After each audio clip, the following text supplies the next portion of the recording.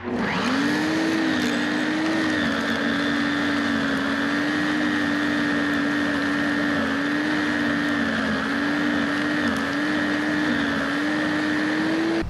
right, it's early spring and I want to get out here and start doing something to my lawn.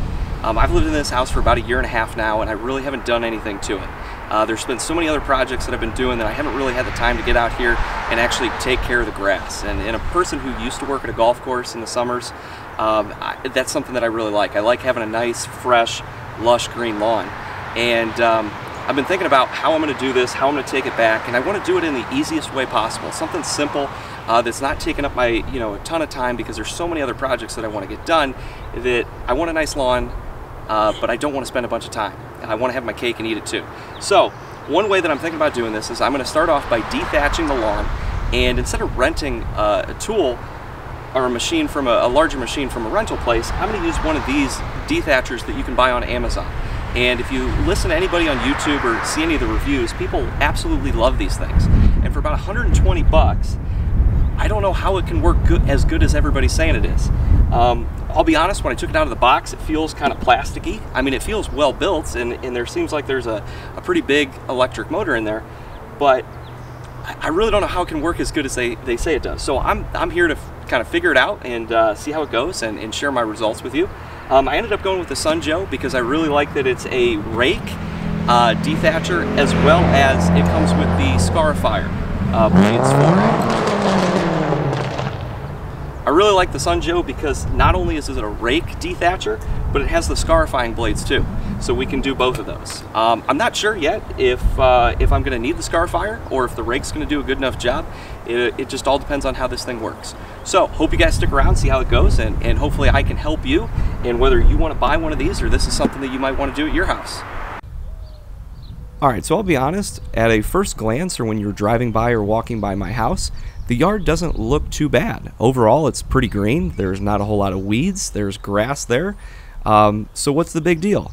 Well, when you actually get on the lawn and you take a look at it a little bit closer, like I do when I'm mowing it or using it, it's not as good as it looks from the street, which we'll find out here in a second. So to start this project off, I started off by mowing my yard, and I mowed it down to about 2¼ to 2½ inches.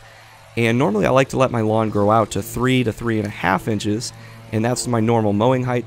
I like to mow it a little bit longer to encourage it to grow a little bit thicker. Only when we start to take a look at my lawn, it's not getting any thicker. And the reason that it's not getting any thicker, I believe, is because of all this dead or thatch that's in the lawn. And when you look at this really close and you start pulling at it, this stuff comes out really nice and easy, and you can see that there's a bunch of these patches where there's all this thatchy grass that I want to get out of here. So that's what the dethatcher is going to do for me, or at least I hope it's going to do. It's going to pull all this dead grass out of here and clear out some room for my grass to thicken up and kind of fill in those spaces.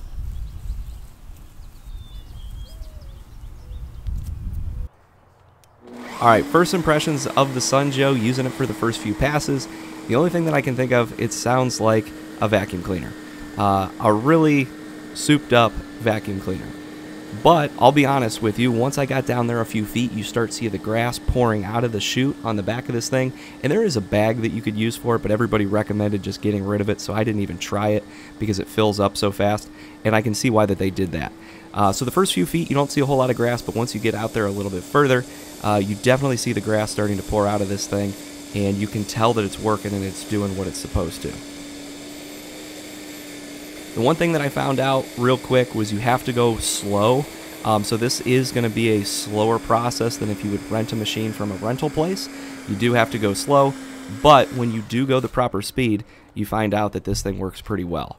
The other annoying thing was the cord, the extension cord. It tends to get caught, or you tend to have to move it around a whole lot if you're not going the correct direction. That's an advantage to a gas machine over an electric machine. But overall, once you get used to it, it wasn't too bad. The other thing to note is you want to make sure that you're using the right gauge extension cord. Depending on the length, you could use either a 12 or a 14 gauge extension cord. It says that this stuff in the instructions. But make sure you have a heavy duty extension cord because you're going to need it with this thing.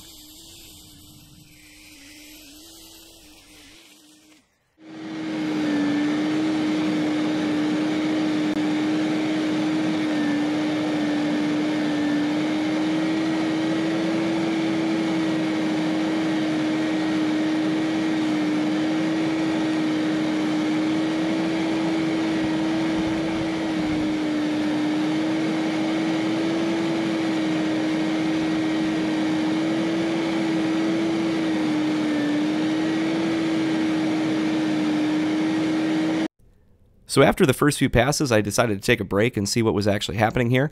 And at first glance, you can see that there's a lot of grass sitting on top of the lawn, so it looks like it's doing something. And then you inspect it a little bit closer, and we can take a look down there, and you can actually see the dirt. You can see that this thing is raking down into the grass and really pulling stuff out of there. But because my lawn's so thick, I still have a lot more to go.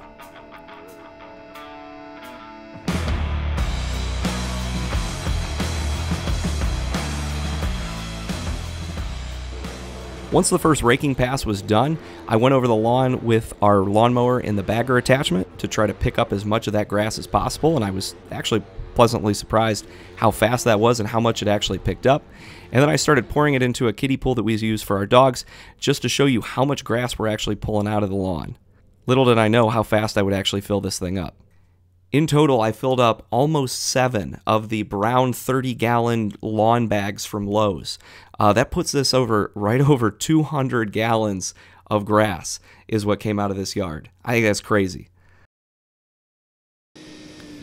Then after all the loose stuff was picked up, I repeated the same process going in the opposite direction. Last time I went vertical up and down. This time I'm going horizontal across. Going in the opposite direction, hopefully we'll pull fibers out of the grass or pull grass out of the lawn in a different direction, hopefully getting a little bit more out of there. The cool thing that I could see was I was pulling almost exactly the same amount or more out on the second pass that I did on the first, and then I went back over it with the lawnmower again, pulled up all the grass, and added it to my collection.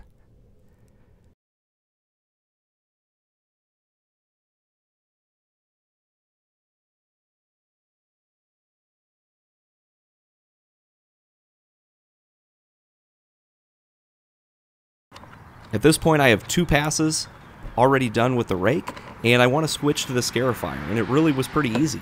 2 bolts and the rake comes off, and then the Scarifier goes right on, tighten those 2 bolts down, and you're good to go. It took about 5 minutes, if that, to switch this out, and then you're ready to get back to the lawn.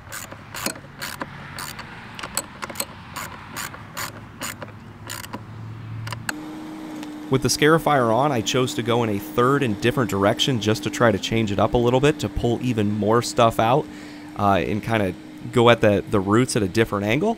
And this thing really started digging deep and going after things. I was really impressed. I had this set on the lowest setting all the way down, and I was pulling out of a lot of material. And at this point, you could really see the grooves starting to form in the grass, and you could really see a whole lot of stuff going. The nice thing about the Scarifier is you can go a whole lot faster.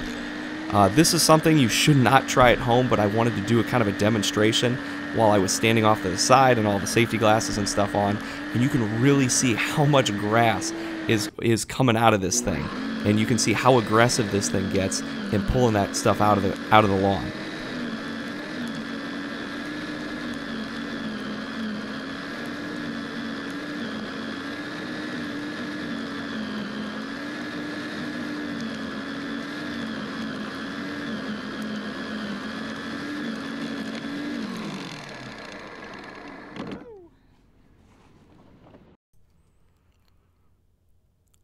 And as I was alluding to earlier, yeah, it's pulling a ton of stuff out of there, even more than I've been pulling out before.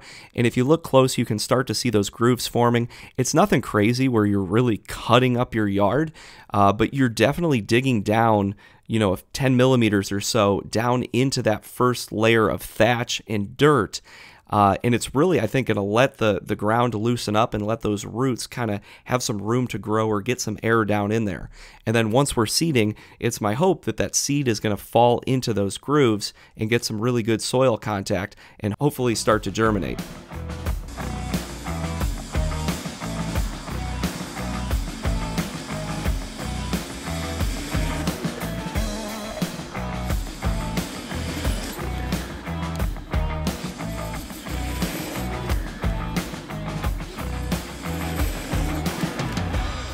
After finishing up the third direction, or the first pass with the Scarifier, then I switched and went a fourth direction, a diagonal in the opposite direction. And in between those, I didn't pick up or get rid of the clippings or the thatch that was pulled out of the yard. The Scarifier is so aggressive that I felt like it just chopped through it, and I didn't waste my time kind of pulling that up. It didn't really seem to make a difference to me.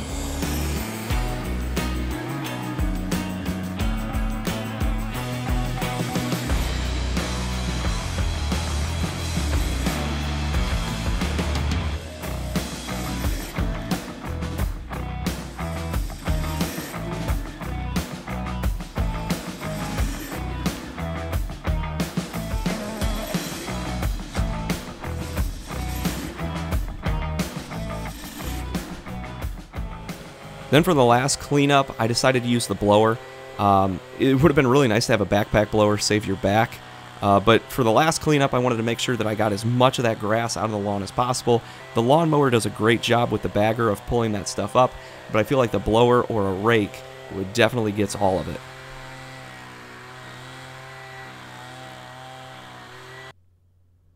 And then you can see I have a ton of grass.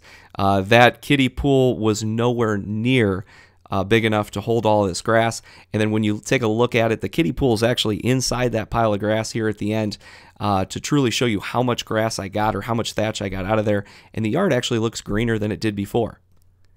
All right, so the last major step for me is overseeding. And some people don't like to overseed in the spring, and I get it. If you don't get to it soon enough, sometimes that new grass that is growing won't make it through the hot summer heat. But I think I got to it soon enough, and I think I have some good weather where we're going to get that grass to establish. But in the name of keeping it simple, I didn't buy any fancy grass seeds or anything like that, special order. I went to a local big box store, Lowe's, and bought Pennington seed and actually Scott's seed. The top stuff from Pennington is an Ohio State mix, which I live in Ohio, so it's perfect. It's a mix of perennial ryegrass and bluegrass, Kentucky bluegrass. And then I want to add a little bit more Kentucky bluegrass to it because the percentage is super low in the Ohio State mix. And then to get it all started and going, I bought a Scott's starter fertilizer. The perennial rye should come up in, I believe, in about 7 to 10 days, and then the Kentucky bluegrass takes a little bit longer. So we'll see what kind of results we get. But I went out, and you can see it's dark by now. Went in one direction with the seed, and then I went in the opposite direction with the fertilizer. Then the last step would just be to water it and keep it wet. You don't want to get it soaking wet, you just want to keep it damp. Some people recommend watering 3 times a day.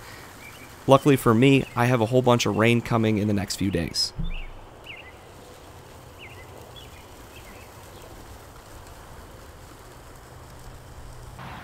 Alright, it's the next day, and I worked till about 10 o'clock last night to make sure that I could finish this up. And the reason that I did it yesterday was because I saw a really nice day followed by a lot of rain. And that's what happened all night last night, then all day today. It kind of was a nice gentle rain, which was really good.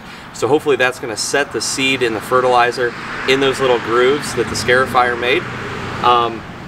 And I think this worked out really well. I'll be honest with you, I'm not paid by Sun Joe. I paid full price for this on Amazon. I'll tell you, I was a little nervous about this thing at first. I mean, I really didn't think that something that it was $120 was going to do the job that this thing did. And I was really nervous when I got it out of the box. It's mostly plastic, it looks plastic, but the internals of this thing are pretty darn nice. To give you kind of some perspective, my front yard here is about 2,500 square feet. We went over it twice raking in 2 different directions, and then we went over it twice with the Scarifier attachment. And this thing never showed any signs of giving up or bogging down. You definitely have to go a little bit slower with the raking attachment to make sure that you're getting all that stuff out of the grass. But the Scarifier, you could go pretty darn quick and get going. I really haven't even had time to wash it or clean it up. This is just the next day, and I wanted to give you kind of my thoughts and my review of this. Looking at the tools, looking at the actual Scarifier blades and stuff, they're barely even worn. And then the one that I was really worried about was the raking attachment. It looks really, really flimsy because it has these kind of spring-loaded little tines that are coming off of here. But other than being really dirty, they're not in any way, shape damaged. I think they have a lot of life on them, and I think this machine has a lot of life on it. Yet again, it's not one of those machines that you're going to be using every single day. Just something that I'll probably use once in the spring, maybe once in the middle of the summer, very lightly, and then something in the fall. But overall, I'm really impressed. I'll put a link down in the description of this in case you want to buy it. It is an affiliate link, so it might help the channel a little bit. But no, I honestly, I really highly recommend this. Even if you don't buy the Sun Joe, the Greenworks one I heard is really good too. The main reason I bought this one was for the Scarifier attachment as well as the rake. So my plans from here are to kind of document how the lawn actually does. Right now, it looks pretty good. Actually, I would say the lawn looks greener than it did before. I was afraid that it was going to tear everything up and it was going to look really bad. Actually, the grass that's left is pretty green. It's just a little patchy. So I'm hoping that the existing grass starts to fill those voids or fill those holes, and then some of that grass seed starts to take with the starter fertilizer, and I think things are going to look pretty good. But I'll keep track of the results. I'll make sure that I'll give you guys an update here sometime soon, and then in the fall I definitely plan on scarifying or aerating again, and in reseeding or overseeding again to see what results we get. If you guys have any comments or any suggestions, anything you think I did wrong, anything you want to suggest for the future to help this come out, you know, looking a little bit better, please throw them down there in the comments. I'd love to hear them. Ultimately, the goal is to keep this as simple as possible. You know, buy fertilizer and seed at Lowe's or a local big box store, use a cheaper machine, and see what kind of results we can get. So if you're liking this or you want to see how this ends up working out, I suggest subscribing. But at any rate, I hope you guys enjoyed it, and hopefully I see you in another video.